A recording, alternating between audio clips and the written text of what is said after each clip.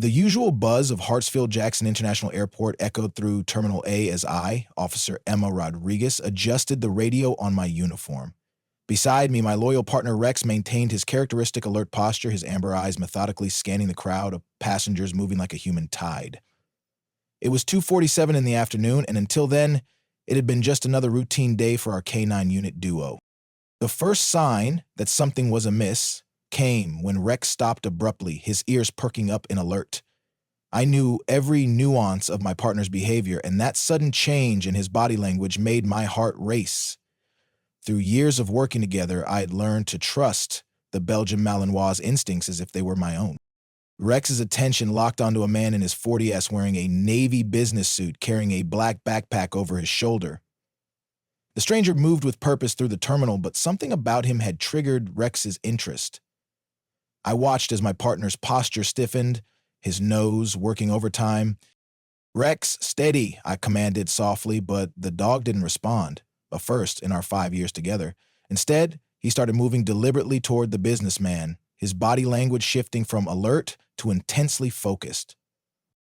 The man noticed us approaching and quickened his pace slightly, adjusting his grip on the backpack. My training kicked in and I began cataloging details. Approximately 5'11", well-groomed, expensive watch, no visible signs of nervousness, except...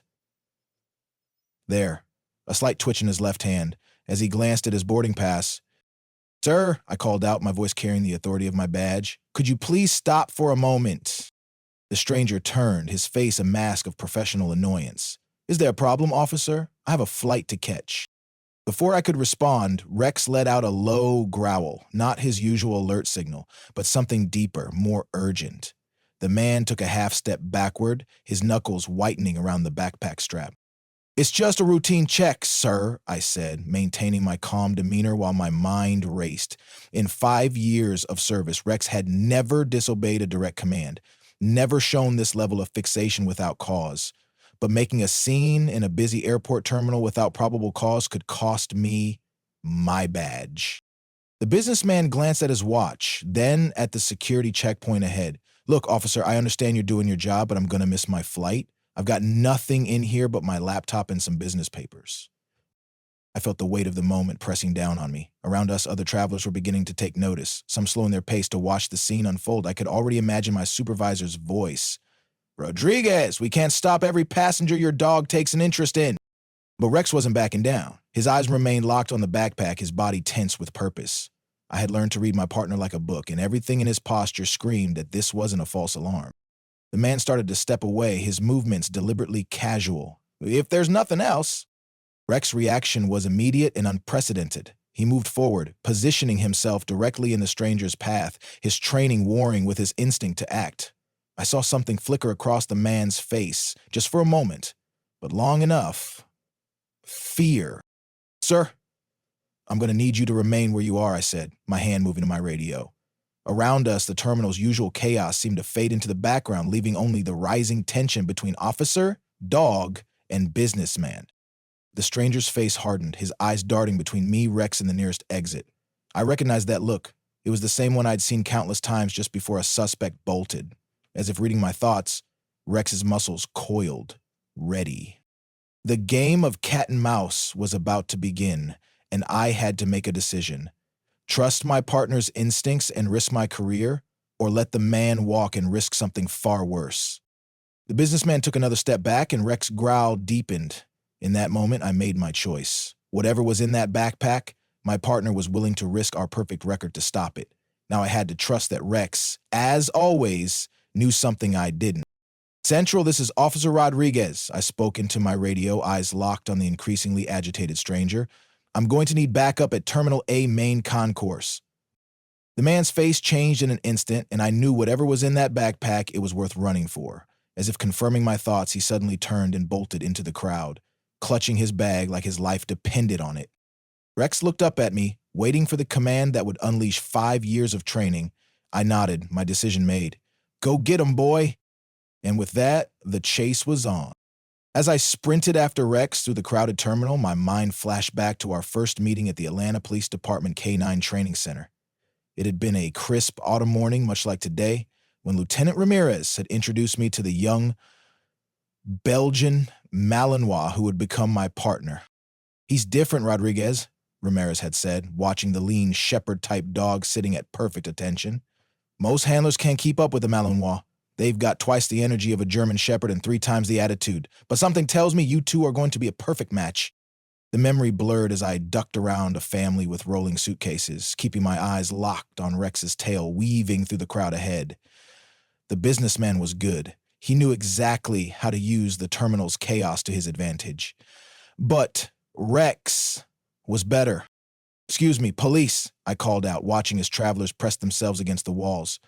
Rex hadn't lost the scent for a second, despite the overwhelming mix of perfumes, food court aromas, and the thousands of people passing through the airport. Another memory surfaced, our first successful track together. It had been a missing child case, and everyone said the trail was too cold. But Rex had proved them wrong, following a scent through 3 miles of suburban Atlanta to find a terrified 8-year-old hiding in a storm drain. That was the day I learned to trust Rex's instincts without question. The businessman darted left suddenly, heading toward the emergency stairwell. My radio crackled to life. "Rodriguez, what's your 20? "We've got units converging on Terminal A," I responded between breaths. "Suspect heading for emergency stairs near gate A15, male, 40S, navy suit, black backpack. Rex is in pursuit." The stairwell door slammed open as the suspect crashed through it. Rex hit the door a second later, his claws clicking rapidly on the concrete steps as he bounded downward. I followed, my boots echoing in the enclosed space. "Stop. Atlantic Police!" My voice reverberated off the walls, but the man kept running, taking the stairs 2 at a time. He was in better shape than most of our runners. Another red flag. 3 years ago, during our advanced certification training, the instructor had taught us about reading a suspect's behavior. "Professional criminals move differently," he'd said. "They've practiced their escapes. They know exactly what they're going to do before they do it." This guy was professional. Each move was calculated. Even in flight, he wasn't just running from a random security check. He'd been prepared for this possibility. 2 flights down, the door to the tarmac level burst open. My radio exploded with chatter as ground crews reported the unauthorized access. Rex never hesitated, shooting through the door after our quarry. I emerged into the service corridor to see the businessman sprinting toward the baggage handling area, his leather shoes slipping on the polished floor. "Rex, hold!" I commanded as we approached the heavy machinery. The dog immediately pulled up, remembering his training around dangerous equipment. The suspect glanced back, surprise flickering across his face at the dog's discipline. That moment of distraction cost him. His foot caught on a luggage conveyor, sending him sprawling. The backpack flew from his grip, skidding across the floor. Rex's reaction was instant. Instead of pursuing the fallen man, he zeroed in on the bag, his body language shifting from pursuit to alert. My blood ran cold. In 5 years of narcotics and weapons detection, I'd never seen Rex react quite like this. Whatever was in that bag was bad. Really bad. "Don't move," I ordered, drawing my weapon as the businessman started to push himself up. "Hands where I can see them." He froze, then slowly raised his hands, his eyes fixed not on my gun, but on the backpack now lying 10 feet away. Rex stood guard over it, his posture rigid, emanating an intensity that I had seen only once before, during our chemical weapons detection training. The sound of running footsteps echoed down the corridor as backup arrived. I kept my weapon trained on the suspect, but my mind was racing. Rex had been right from the start. Just like he'd been right about the little girl in the storm drain, just like he'd been right about the hidden weapons cache last year that earned him a commendation, but something about this felt different, bigger. As Officer Martinez cuffed the businessman, I watched Rex's unwavering focus on the backpack, and a chill ran down my spine. The real question wasn't why the man ran. The real question was what could be in that innocent-looking backpack that had triggered such an intense response in my partner. Looking at Rex's alert posture, I had a feeling we were about to find out, and I wasn't sure we were ready for the answer. Time seemed to freeze in the baggage handling area as I watched the bomb squad technicians approach the backpack.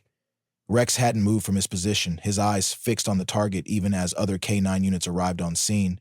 The businessman sat handcuffed nearby, his expensive suit now wrinkled and dirty, his face an expressionless mask. "Rodriguez!" Lieutenant Ramirez's voice cut through the tension. "What the hell happened up there?" I turned to my supervisor, keeping one eye on the scene. Rex alerted on the suspect's backpack, sir. When questioned, the subject fled through a secure area, and now we've got half the terminal shut down. Ramirez ran a hand over his face. This better be good, Rodriguez. If that bag turns out to be full of gym clothes. A sharp command from the bomb squad leader cut him off. Everyone watched as they positioned their equipment around the backpack. Rex finally backed away at my signal, but his body remained tense, ready. Suddenly, the businessman spoke, his voice eerily calm. You have no idea what you're dealing with. Before anyone could react, he twisted violently in the grip of the officers holding him. In one fluid motion, he broke free and sprinted toward an emergency exit. Rex moved to pursue, but I held him back. Something wasn't right about this. The suspect slammed through the door into a maintenance tunnel. 2 officers took off after him, but my attention was drawn to something else, a small device that had fallen from his sleeve during the struggle. Everyone down, I shouted, recognizing it as a remote trigger. The next few seconds were chaos. Officers dove for cover as the device skittered across the floor. Rex lunged forward, snatching it in his teeth and racing toward a nearby industrial waste bin. He dropped it inside just as a muffled pop echoed through the area. When the smoke cleared, I realized with horror what had happened. The diversion had worked. The backpack was gone, snatched in the confusion by someone else. Our suspect had help. Rex, track, I commanded, and we were running again, following a new scent through the maze of service corridors. Behind us, I could hear Ramirez shouting orders, mobilizing every available unit. We emerged onto the tarmac between 2 massive cargo planes. Rex led us to a service vehicle garage where fresh tire marks indicated a hasty departure. My radio crackled with reports of a maintenance van breaking through a security checkpoint. He never intended to get that bag through security, I realized aloud. This was a handoff from the start. Rex barked sharply, picking up a new trail. We raced through the garage toward another set of tunnels, these leading toward the international terminal. My mind raced. If they were trying to get whatever was in that bag onto an international flight. We burst into the international departures area, Rex weaving through the startled crowd with precision. I caught glimpses of another figure ahead carrying the black backpack and wearing maintenance coveralls. Stop! Police, I shouted, but my voice was lost in the terminal noise. The second suspect reached the security checkpoint, flashing what looked like employee credentials, but Rex's reaction told me everything I needed to know. This was our target. As we closed the distance, I caught a glimpse inside the partially open bag. My heart nearly stopped. Nestled among ordinary travel items, I saw something that changed everything, and suddenly understood why Rex had been so adamant from the start. This wasn't just about smuggling or drugs. This was something far worse, and we were running out of time to stop it. Rex's pace quickened, sensing my urgency. Ahead, our new quarry looked back, saw us coming, and made a critical mistake. He ran toward the customs area, where armed officers were already responding to the alert. I touched my radio. All units, suspect heading toward international customs. Be advised, packages priority 1. I repeat, priority 1. Rex's training had led us here, his instincts cutting through every deception and false lead. Now, as we closed in on our target, I silently thanked whoever had partnered me with this extraordinary dog, because in the next few minutes, I had a feeling we were going to need every bit of that training to prevent a disaster. The chase was about to end one way or another. The international terminal erupted into chaos as the suspect in maintenance coveralls vaulted over a luggage cart, sending bags crashing to the floor.